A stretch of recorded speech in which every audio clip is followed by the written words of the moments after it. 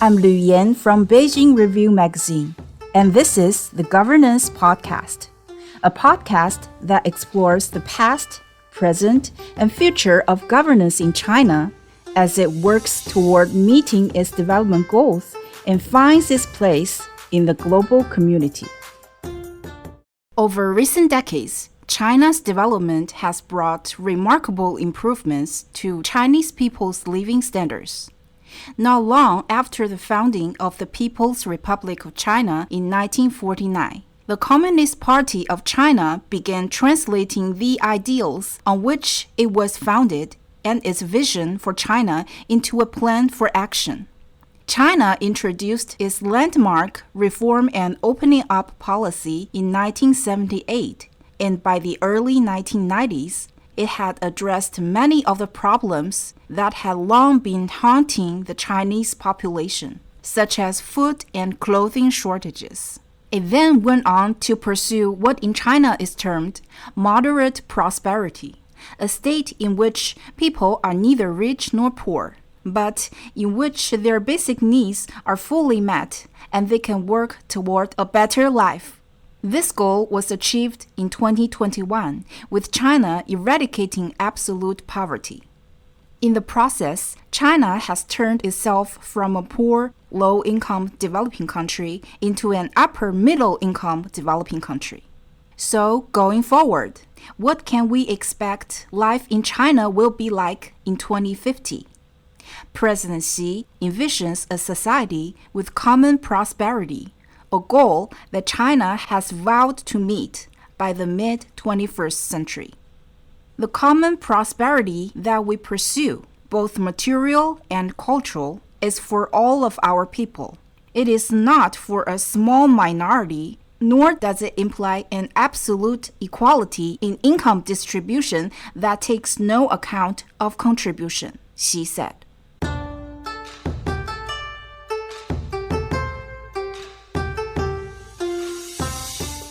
To better understand the concept of common prosperity, we asked Robert Walker of the Jingshi Academy at Beijing Normal University to join me for this episode.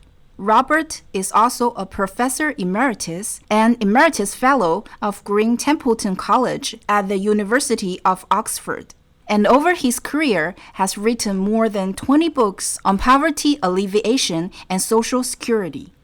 He is now using his expertise in international social policy research to study China's poverty alleviation and development. So, Professor Walker, what is China's concept of common prosperity, and what are its origins? It is a dream, an aspiration, one that must become a reality. It represents a better life, the best possible life for everyone. It provides a reason for government. It justifies the Chinese Revolution of 1949, the founding of the People's Republic of China. I think the term was first used in 1953 in the People's Daily, and it truly was a dream there, talking of common prosperity in the context of collectivization at a time when 87% of people in China were living beneath the poverty line. You can go back longer, perhaps, to Confucius, the idea of the great unity, and the realization that great inequality is a problem for society that works against the aspiration of harmony. Deng Xiaoping saw that common prosperity was the goal, the end of the path of socialism, and the view was that some peasants could be enabled to get rich first, but that this was in the context that other people would follow. So common prosperity is not precisely defined. It's open to interpretation.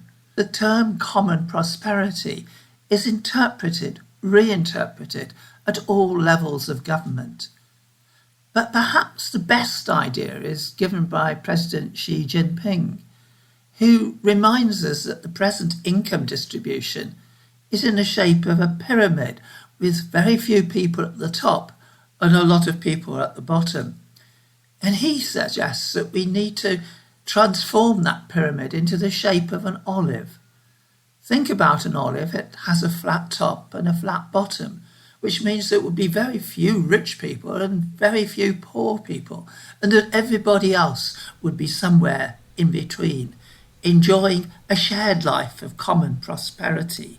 How close is China to achieving common prosperity? What has it already achieved, and what goals is it still pursuing?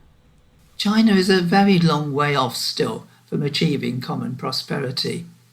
The government expect that we should see marked progress by 2035, which point everybody in China will have access to basic public services.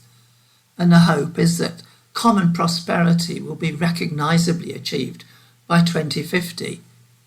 But that won't be the end. Common prosperity is a way of thinking, a way of living. It means doing well for ourselves, but putting others first. But there has been progress, lots of it. Think about the 1950s when everybody living in rural China was poor. In 2020, we succeeded in eradicating extreme rural poverty for good. Our income distribution in China may still look like the shape of a pyramid, but the World Bank tells us that in each of the last 8 years, substantial progress was made towards what it calls shared prosperity.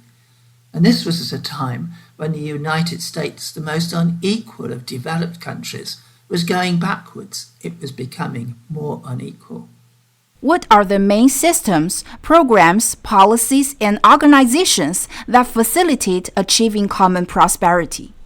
All policies have a role to play in achieving common prosperity, as do all Chinese citizens.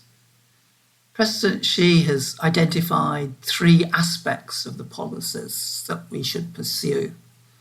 First of all, there's the role of strategic investment to promote revitalization of rural areas and to move quickly towards a post-carbon economy where we can exploit artificial intelligence and invest in solutions for the future. He talks too about people and investing in human capital development so that we can upskill the labour force so that we can embrace high technology and artificial intelligence, and that we can move away from the large informal labour market sector where people receive low wages. Doing this, achieving this, would enable us to increase market incomes, which would enable us to raise taxation to facilitate further strategic investment, so we can improve social security and social protection, particularly in rural areas, enhance social insurance for migrant workers, and to provide more effective health and social care services. There is a pilot of common prosperity in Xinjiang province, a demonstration zone, and there they again think about 3 routes forward, 3 roads into the future. The first is seeking to increase personal incomes for the majority of the population, better minimum wages, holiday pay, for example. The second is to make the best use of government revenue to develop a more robust safety net. And the third way forward is to encourage high-income groups and entrepreneurs to repay society, to share their growing wealth. But that social responsibility, to my mind, is not just about the super rich. If we are to get rid of low pay, cheap labour, then we are going to have to pay more, for example, for our goods to be delivered to our front door. We're going to have to pay more to enjoy the wonderful parks and gardens that make Beijing and other Chinese cities such great places to live in. How does the pursuit of common prosperity intersect with other Chinese initiatives, such as Chinese modernization and the Belt and Road Initiative? In a speech in 2023, President Xi Jinping suggested that common prosperity was the unique component of Chinese modernization. In other words, in order to modernize, you don't have to westernize. And the logic is straightforward. Think about poverty existing in a particular country. It exists because of an unfair distribution of primary income. In other words, some wages are too high and others are too low. But the second factor is that the redistribution of that income through taxation is also unfair. Globally, poverty or the lack of development of a country is the result of an unfair distribution of market income globally, and the fact that that unfair distribution is not adjusted by other mechanisms. The Belt and Road Initiative is an example of trying to make the primary distribution much fairer by investing heavily in infrastructure so that economies can grow and wages and incomes can rise. In terms of the redistribution of global income, we need a new form of governance. Again, Xi Jinping is helpful in terms of thinking what that should be, talking about this shared future for all mankind, to build a community that makes that possible. But in order to do that, we need to create a new model of international governments, a democratic model, in which the international rules are written by all and that global affairs are governed by all. And the fruits of that development are shared by all. So that's a form of common prosperity globally. How does China's pursuit of common prosperity compare to other social policy programs around the world? China's pursuit of common prosperity has the potential to be bigger, better, and more successful than social policies elsewhere. Take those in the United States or United Kingdom, for example. They focus on the alleviation of poverty, but they are ultimately divisive. Those who are experiencing poverty are called lazy, but they're generally not lazy. It's just that those who are richer do not care sufficiently enough. Countries in continental Europe emphasize a partnership between government, between business and workers. And that's much better, but it's moved increasingly in the direction of provisions such as those in the United States and the United Kingdom, with a smaller role for government. Scandinavian countries are richer, and there government has played a large role in creating jobs, and that's one of the reasons they're so rich. In China, the government has a great role to play. But it has also shown that China is able to mobilize all parts of society.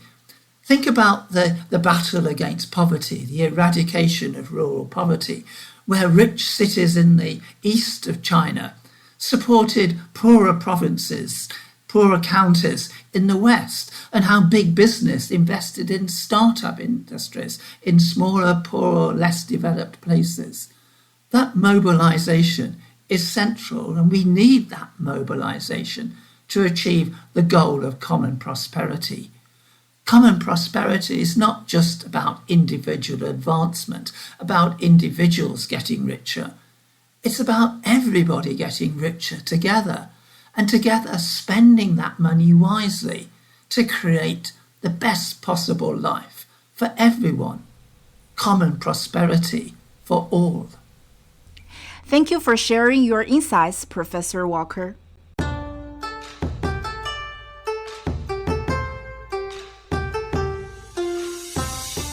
Common prosperity is an inspiring goal that calls for hard work, not only on the part of the government, but also on the part of all individuals. According to the National Bureau of Statistics, China's Gini coefficient dropped slightly from 0.473 in 2013 to 0.467 in 2022, still above the international warning line of 0.4. The Gini coefficient, or Gini index, is used to measure income inequality, with 0 representing perfect equality and 1 representing total inequality. China will continue to work toward an olive-shaped society as it puts in place systems to help low-income earners raise their incomes, increase the proportion of the middle-income group in the entire population, and encourage high-income groups to give back to society. Throughout this series, we'll be exploring topics related to President Xi and how governance is practiced in China. To stay up to date on the podcasts, visit the Beijing Review website, bjreview.com. Find us on YouTube or Spotify with the tag Beijing Review, or look for us where you get your podcasts. I'm Lu Yan in Beijing. Thanks for listening to the Governance Podcast. Bye for now.